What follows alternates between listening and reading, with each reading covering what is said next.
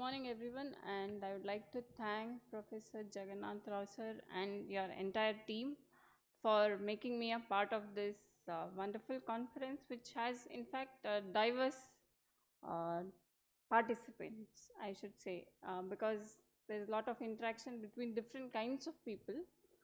So before I go into explaining what AI in neuropathology does, I would like to explain to you what is in fact pathology. I think many people would not know here as a pathologist what we do.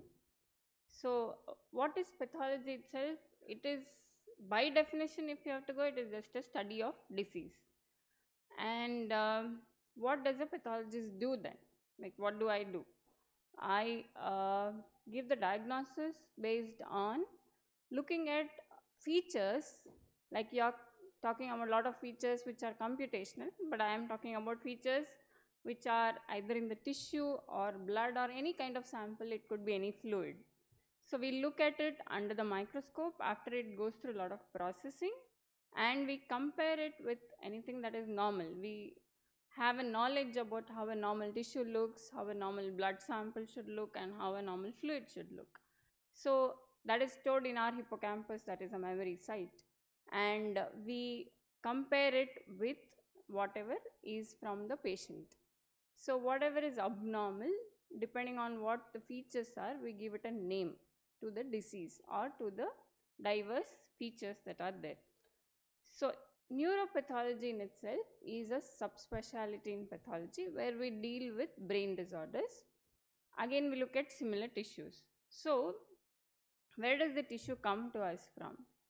Patient could undergo a surgical excision, or most of the times it is surgical excision, but we also look at patient samples post-mortem.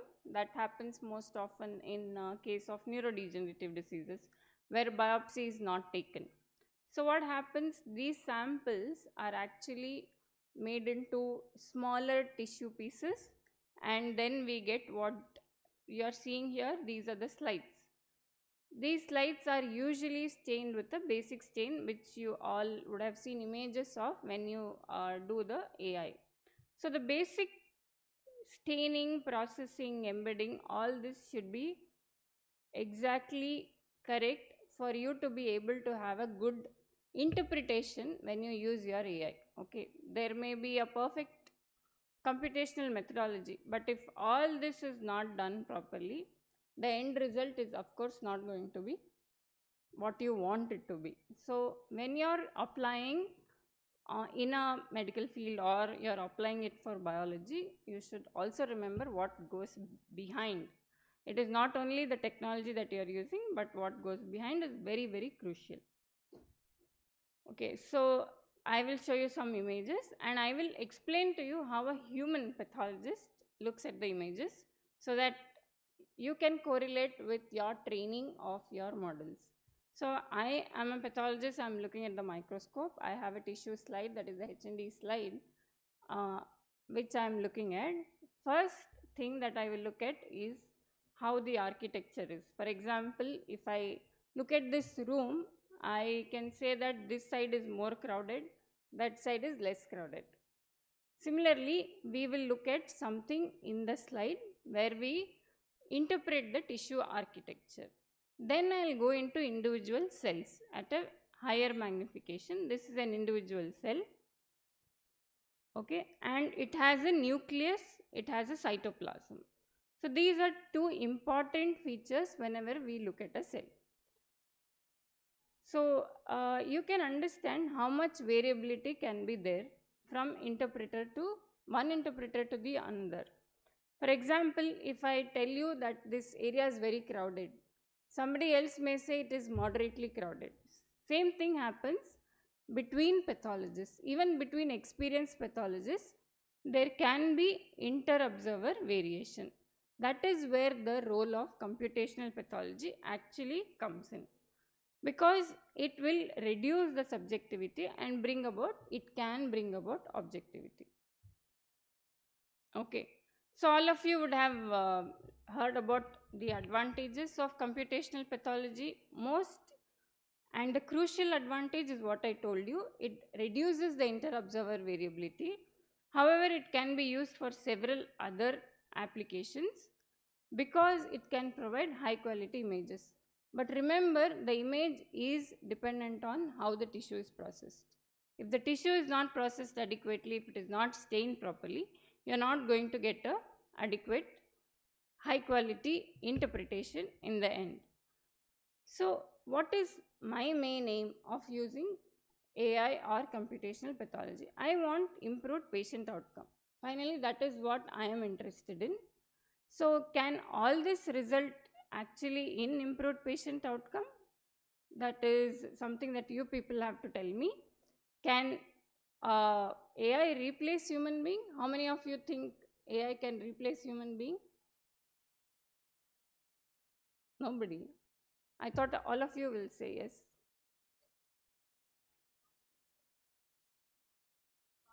Partially yes. Okay. So if we reach that stage, I don't want us to reach that stage, then I'll be replaced. So I don't want that to happen in the near future. But anyway, jokes apart, we should move forward. We should use technology in actually helping uh, future generations to actually use this technology to help us do our work more efficiently. I wouldn't say it should replace human, it should make our work easier.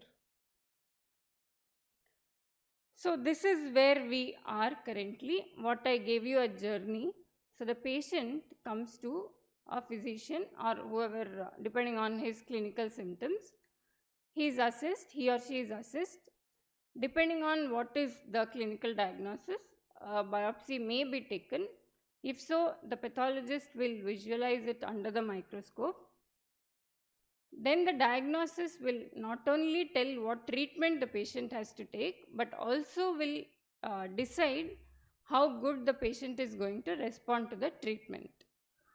So the AI, we are talking almost always about helping in diagnosis, but it can also help in the pre-analytical phase as well as in the decision of treatment making. So this is where we are at present. This is 2020. We are in 2024. So do you think computational pathology started in the recent years, or did it start much before?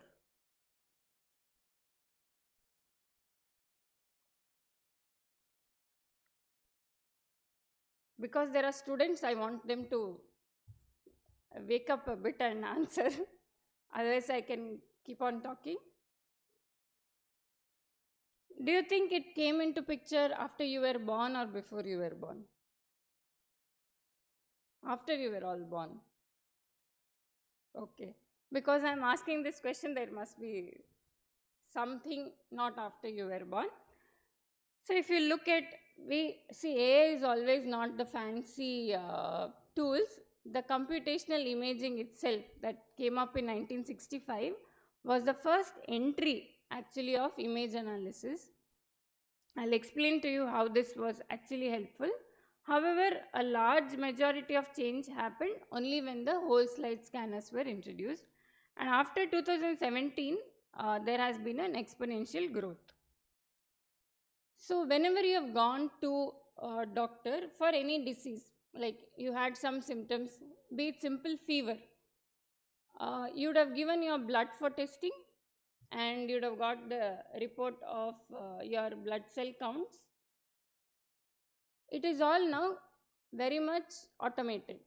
But in much before time, what used to happen is, even I have practiced it, where you look under the microscope, see at every cell, go by its shape, go by the number of nuclear lobes, and we count every cell, whether it is neutrophil, it's a lymphocyte.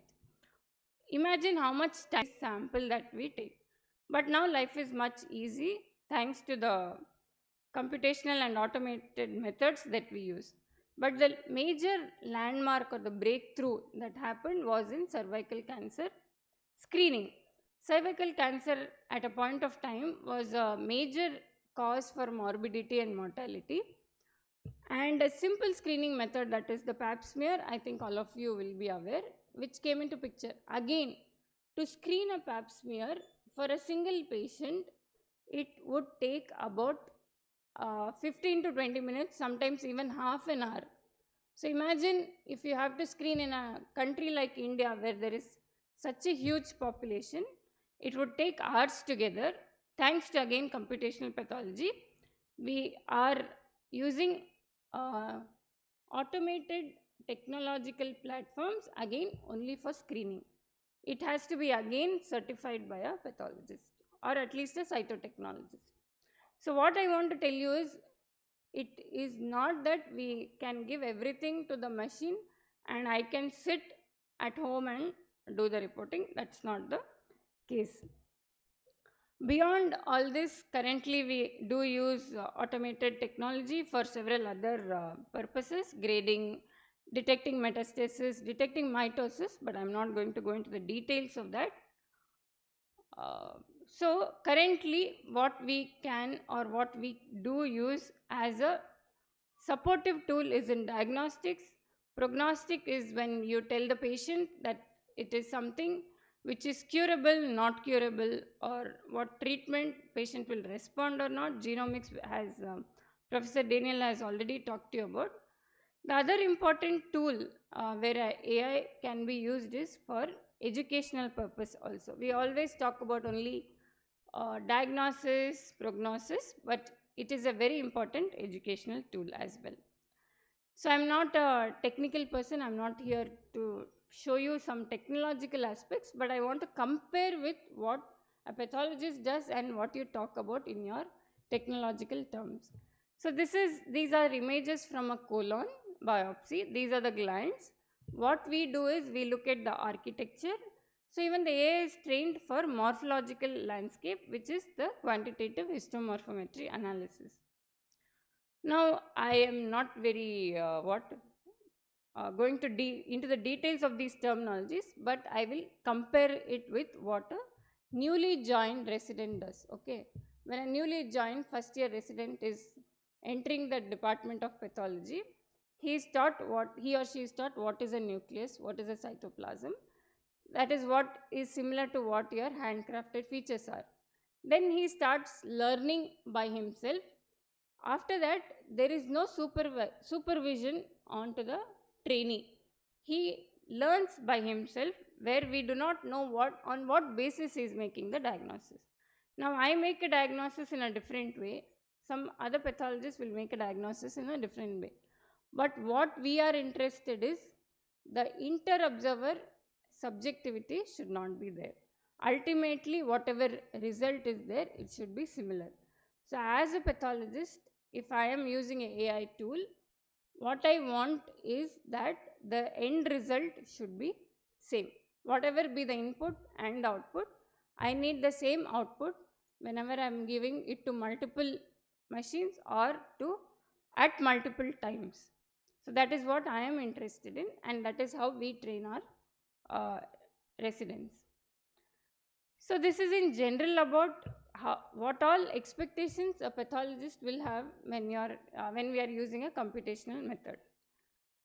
Does neuropathology need AI?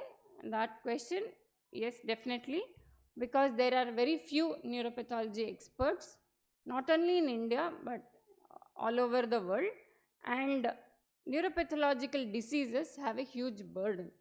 They come with lot of morbidity and mortality, be it brain tumors, be it head injury, or even neurodegenerative disorders, which many of you are working on. They have lot of morbidity and treatment aspects are very much limited. So I would say AI has to come into the picture of neuropathology.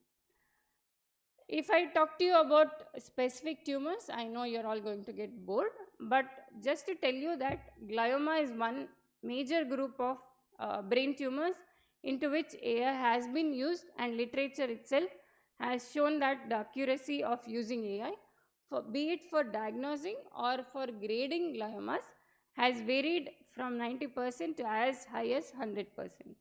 So people have shown, and neurodegenerative disease, I'll just pass on because Professor Daniel has already talked to you about. So this is just to show you how a pathologist will screen. The digitizer is also screening the slide in the same way. It is capturing the patches individually and finally giving an output. These are some of the studies which have used patch images and shown a level of accuracy of 87.5% for the diagnosis of different types of glioma. Uh, all this while I have been telling you about only HND, and I think till now everybody has been talking only about HND images, but we also work on different stains. One of them is the immunohistochemical stain, which will actually tell you what type of cell it is, and that is also an important application of artificial intelligence, where the positively stained cells are brown in color and the negatively stained cells are blue in color, which is at a cellular level that AI can actually help. So this is one interesting study that I found, where they have tried to assess the diagnostic accuracy of pathologists without using the AI assistants and when they use the AI assistants. So we also do intraoperative frozen diagnosis. That is, when the patient is on table, the tissue, small sample of the tissue is sent to the pathologist.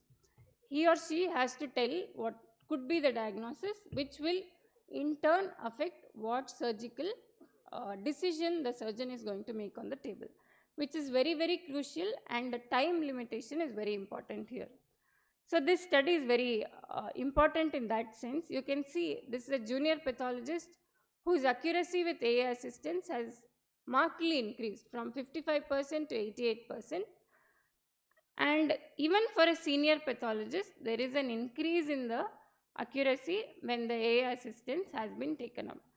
So definitely AI can help in assisting a pathologist. Moving forward, it's now the catchword or the hot topic is tumor microenvironment. Everybody wants to concentrate on what is happening in the bed where the tumor is. So a lot of studies are looking at spatial molecular imaging, where I showed you a IHC, a modification of this immunohistochemistry actually is being used for spatial molecular imaging. I am not going to go into the details of each one because I know all of you are not going to be so keen and interested in this. So moving on from diagnosis, prognostic perspective, what AI or computational pathology can also do is, we have so many tumors or so many biopsies, so many autopsies. All this can be digitized and made publicly available. For example, in NIMANS itself, we have about 10,000 biopsies every year. So if this is made as a publicly available data set, it is going to be a huge asset which anybody across the country or across the world can work on. Radiogenomics, I don't have to talk to you about. A lot of people have spoken about radiogenomics. What I am going to concentrate in the next two slides is that AI can be a powerful tool for educational purposes. You can see here, this is a website where just putting images can be used for several students across the globe. So suppose I have all the brain specimen. If I annotate these brain specimen, it can be used across every region to learn about these pathological conditions. So just a small glimpse of what we have done in meningioma. Already Professor Ramesh has spoken about it, so I am not going to again go into the details of it. I am just telling you why we took up this study. Meningioma is a tumor which arises from the surface of the brain, and there are different features which we look for in grading of meningioma. Why grading of meningioma is important? Because the treatment will vary depending on the grade that is there. If it is a grade 1 meningioma, patient can go home after surgery. If there is a grade 2, especially grade 3 meningioma, there will be a requirement for extra adjuvant therapy. So there are different features that actually are looked into when we grade a meningioma. Some of the features that I have highlighted here: necrosis, sheeting pattern, small cell change, mitosis.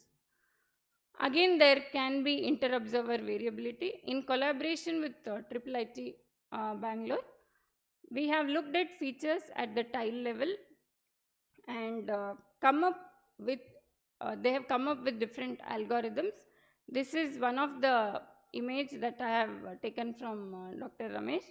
Just to tell you that what we are interested as pathologists is to identify areas which could be necrosis. So at a training level, we have trained the data set, and we are also involved at the level of validation. So validation becomes very crucial. You can see here, lot of them are true positive, but what we do not want is false negative. We do not want to miss something which is truly there as a negative. That is where we are working on. And he must have already spoken to you about accuracy, precision. Again, I want to emphasize, we do not want to lose any false negative cases. The same model was also used for gliomas. I have shown you some studies. In our own data set, we have looked at the accuracy. You can see it's pretty high for gliomas. So after seeing all this, is AI better than a human being? We keep on telling that human beings are in whatever field make errors. Do you think AI is error free? Probably we have not reached that stage. As I showed you, lot of it depends on what we feed also. So the tissue processing that I showed you, in the initial stage, I showed you how they are cut, how they are processed, how they are steamed. So if there is a variation in that, the end result is also going to be affected. Quality depends again on what is fed, and everybody has spoken about ethical issues, black box problem. I'm not going to go into that.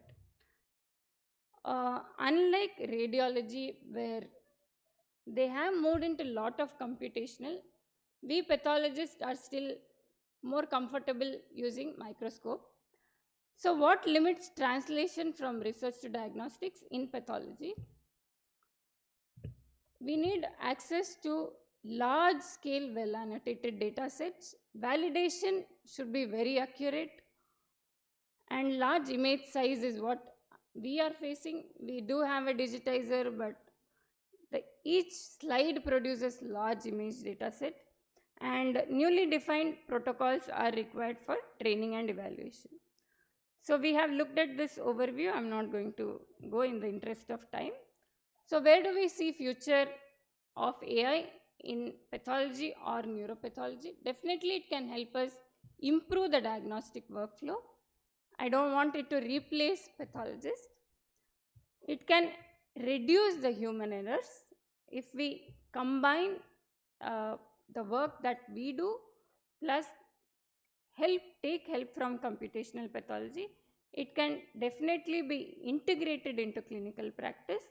And always a multimodal approach is what works best for patient care.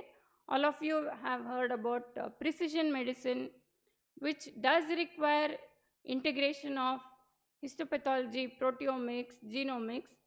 The other arm to this integration could be AI-based biomarker quantification. So that is definitely the future way to go. And as pathologists, our primary responsibility is to train and validate the data set as best as we can. That is where I think we can play a role. Thank you.